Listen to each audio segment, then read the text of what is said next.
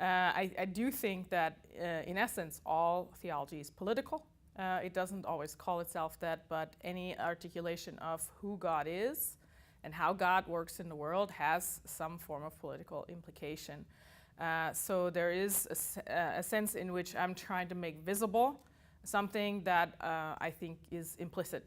Postcolonial hermeneutic implies that there's a way in which the entire Christian and pre-Christian or the biblical tradition, in a sense, was written and formed and response to empire or colonial presence in some form from its beginnings. It's not something, actually, even though postcolonial theory is often, as a term, comes into being in the 20th century, late 20th century, when subaltern studies begins to talk about the impact of British colonialism on self-understanding and understanding of the other of the colonial British Empire or French Empire. There is a way in which postcolonial theology has said, oh, we recognize this actually from the entire biblical tradition. From the beginning, there was a Assyrian Empire, a Babylonian Empire, there was Egypt, there was in Israel, the tribes of Israel have to relate to that. They try to manifest a tribal community in response to that. It tries to manifest itself as a kingdom, and so forth. And so out of which we then get the kingdom of God. And so these ideas, they're always political. Theology always responds also biblically to imperial structures, and that's not different when we come to the New Testament, where the Romans are the occupying force. There is a response, there's a messianic movements that are in response to the sort of loss of identity, loss of self-determination that the Jews or Judea was experiencing, and then the way in which Christian subjectivity forms itself in response and out of that in relation to Judaism, but also then gets translated into the imperial language of Greek, and eventually into Latin, which is also the other imperial language, and formulates its own terms, the theologies, under the impact of philosophies that rule supreme in that empire, Platonism, Aristotle, and so forth. So there is, in many ways, always a political, post-colonial, or colonial theological hermeneutics.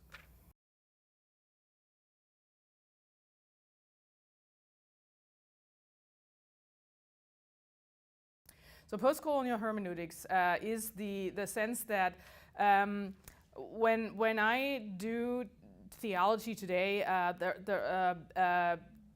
there are a set of questions that I have to look at that have to do with the imperial past that is part of both of the Christian tradition, but also my own indigenous or national tradition as it relates to Christianity. If I come from a nation that at some point was,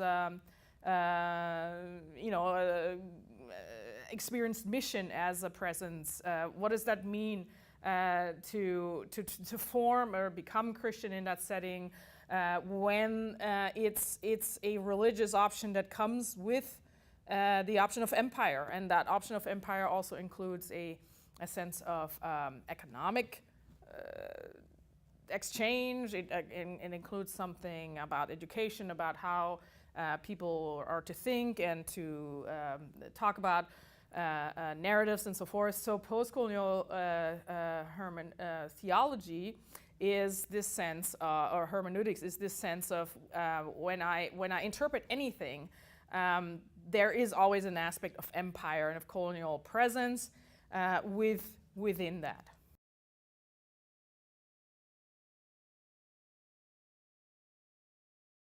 So constructive theology is something that is still emerging. It is a type of theology that there's a new book that will come out very soon by Jason Wyman about constructing constructive theology that traces the history of that.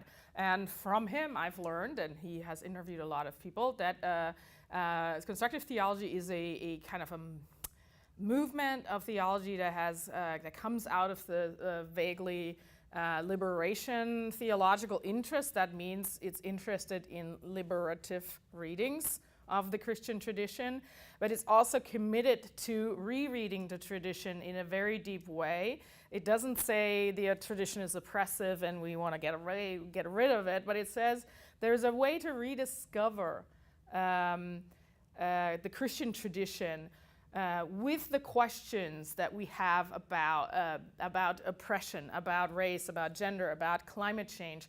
These things that burn for us today are essential for us in reconstructing theology. Now, you could call that systematic theology, but systematic theology can do that, but it doesn't have to. Constructive theology says if the constructive theological investigation includes these preoccupations, because it does consider itself as a responsible contributor to how the faith is to be lived in the here and the now.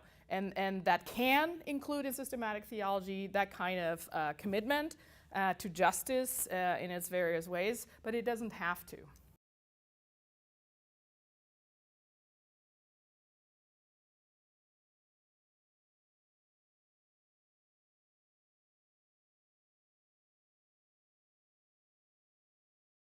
I think that mission, the question of mission, is always one of translation. It's always one of having to express whatever the gospel is, if there's such a thing, and what it is we don't perhaps know.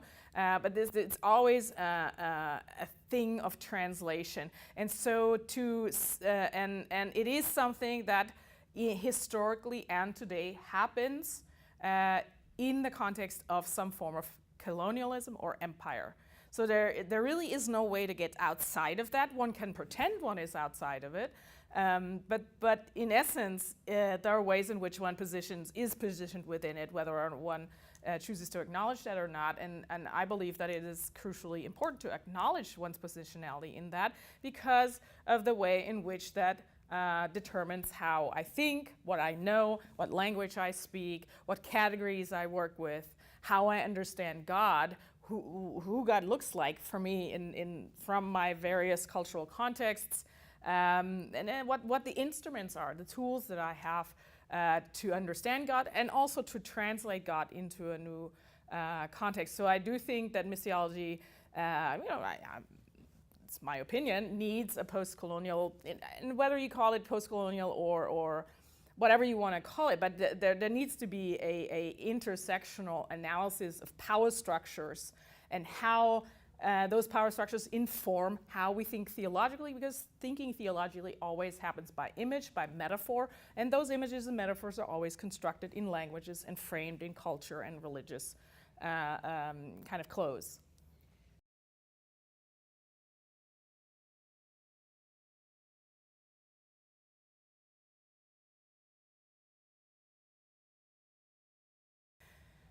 So I guess that one way of explaining that is simply to go to my own personal history. So the fact that I grew up in Germany, and I did that at a particular time and with a particular narrative of who I am as a German and who I am as a Christian and what it means to do theology in the German context, which was or is a post-Holocaust context as I learned it. So that already in a way for me is a kind, or it's not unlike a post-colonial theology. That means I cannot do theology in Germany without taking into account the history that European and also German theology has of supersessionism over against Judaism, and that shapes my relationships and has shaped my relationships to Jews in Germany, which were basically absent, and it has shaped them and it has changed.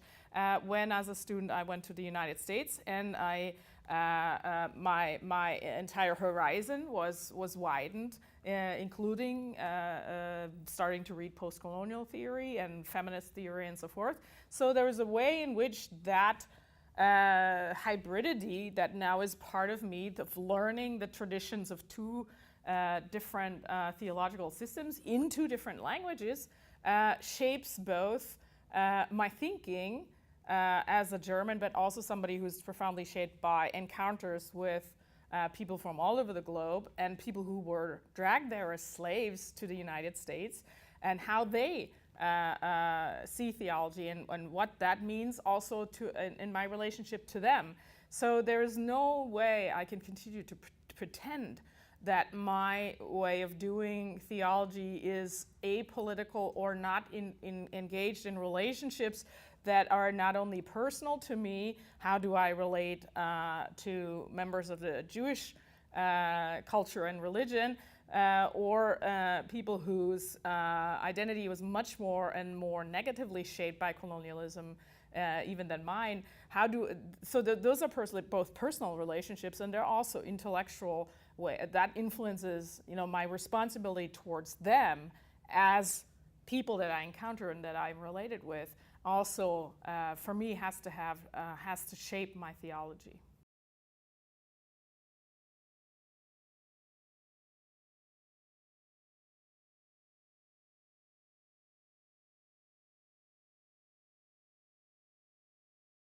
Well, that's a good question, and I guess that's a question always with theology. Is really God at stake, or is it just how we talk about God? I think all we have is how we talk about God. That's all we have. That's in some sense the sort of preliminary quality of theology, or the apophatic aspect, that one always has to unsay what one does say.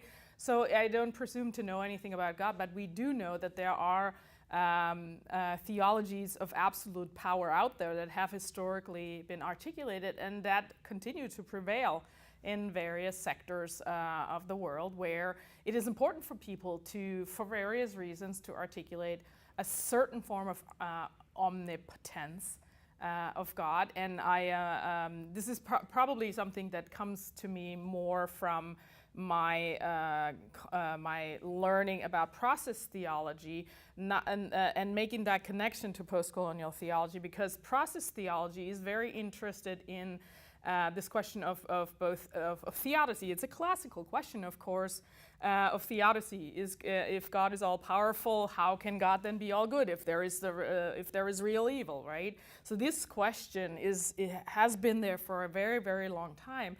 And one of the ways in which process theologians have responded to it, using the philosophy of Alfred North Whitehead, is to argue that the kind of omnipotence that classically has been prescribed or described by Calvin, Augustine, and others is actually not is a fantasy of power that God actually does not seem to have in the world. So if every little thing that happens is directly influenced by God, then we get into trouble, or at least we get into interpretive trouble of what that means. And who actually has power in the world, right? And I think also in missionary context, this is a problem. How does God act in the world? Where is God visible, right? I mean, that's the missionaries routinely interpret that. And if they are willing to say there's divine forces in this other culture, or there aren't any of them, then that will shape their understanding of God. Now, I don't presume to talk about to know what the actual nature of God is, but I do know how we talk about it. That's what I do as a theologian. My job is to talk about how people talk about God and what that seems to say about God. Not that we know anything, but we try to describe something that we experience, which will never, as Aquinas say, will never fulfill. It will never be able to fulfill and describe everything. But it seems to me a lot closer to our experience of the divine, that divine does not work, as the process says, in coercive, that power does not work in coercive terms, but rather more in persuasive terms, and in relation with us in a kind of intersubjective space. And that's not everybody can hear that. And what I would argue is that there's a certain way in which traditional omnipotence has a kind of colonial, embodies this fantasy of colonial power, because it's about dominating entirely and having complete control, which also in a colonial setting never is real. It's a fiction. So this fiction of power, and what kind of power is more powerful, right? So what is true omnipotence? Does it mean being able to micromanage everything, or is God's power in empowering and in bringing forth and luring and inviting, as process theology says, other beings into cooperation and response. So I do think that those options are there in classical, in theology, but they're often underemphasized. So for me, a postcolonial theology of God would also reconceive this notion of divine omnipotence, because it's also a notion that makes God very distant, and basically somebody who primarily is defined by power, and by a particular kind of power. I don't have a problem with God having power, but I have, but it's the domination kind of power, the absoluteness of power, that is this fantasy that kind of is a hegemonic, imperial, colonial kind of power fantasy, and that often actually, as postcolonial says, doesn't even actually exist. It is ridiculous to say that the Roman Empire or the Caesars or the British Empire had this absolute colonial power. It had a lot of power, but it's not such a power that people couldn't respond creatively and exert their own agency in it.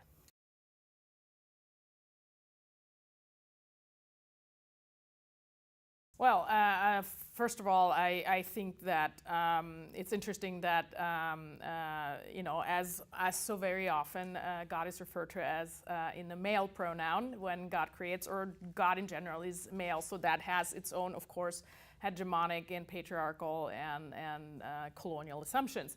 I think that that's what I was referring to and not getting to in the lecture.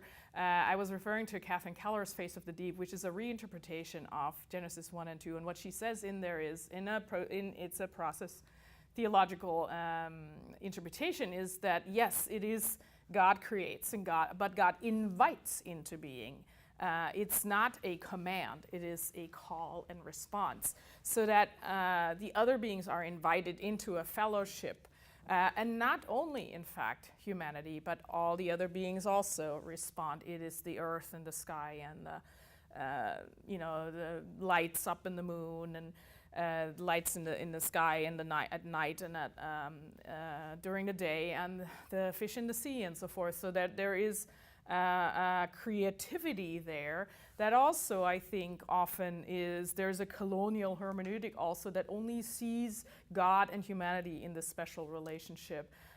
One of the ways in which I think, that's eco-theology, which doesn't necessarily happen in postcolonial theory, but for me, an intersectional postcolonial theory, then a theology also has to look at the anthropocentrism that is resident in most of our theology. It's us humans, because we're so fantastic, and God, forgetting that creation is much bigger, and that God has called into being many other beings that we don't tend to respect in the same way that we want ourselves to be respected. So I think ultimately a postcolonial, a anti-dominion kind of theology, because there is that dominion theology, that's also a form of creation theology, and it is about humans are supposed to rule and dominate the earth as God dominates creation. And I think that's where that idea of the colonial God comes out.